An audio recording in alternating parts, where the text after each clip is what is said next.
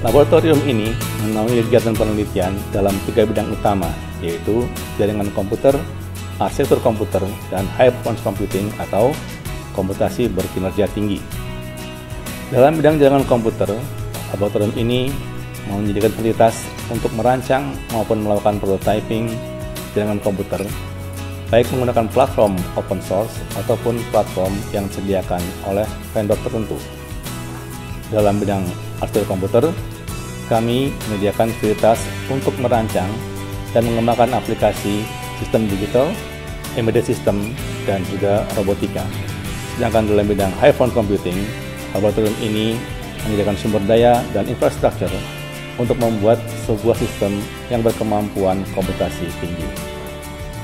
Topik penelitian di laboratorium komputer network, architecture, dan high performance computing berkaitan dengan penggunaan teknologi digital untuk mengatasi berbagai permasalahan di bidang teknologi informasi dan komunikasi, seperti keamanan jaringan, kebutuhan komputasi super maupun permasalahan di bidang aplikasi yang lain, seperti kematian lalu lintas dan biomedis.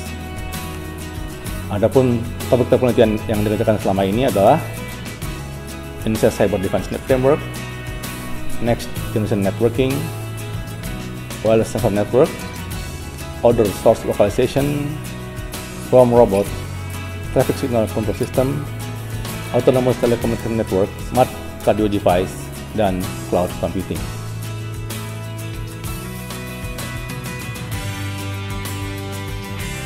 eCardio merupakan sistem telehealth monitoring untuk penyakit jantung. Sistem ini terdiri dari 3 komponen utama. Komponen pertama adalah hardware. Hardware merupakan sensor EKG, kemudian microcontroller dan SBC, serta komponen elektronik lainnya untuk mengambil sinyal detak jantung dari manusia. Selanjutnya, komponen kedua adalah smartphone. Smartphone digunakan untuk visualisasi data detak jantung yang diambil dengan sensor. Pada smartphone juga diberikan menu atau fitur untuk klasifikasi data detak jantung, apakah detak jantung tersebut normal atau ada gejala penyakit tertentu. Nah, selanjutnya komponen ketiga adalah server. Jadi, data yang sudah disimpan pada smartphone bisa dikirimkan ke server untuk diverifikasi oleh dokter dari jarak jauh.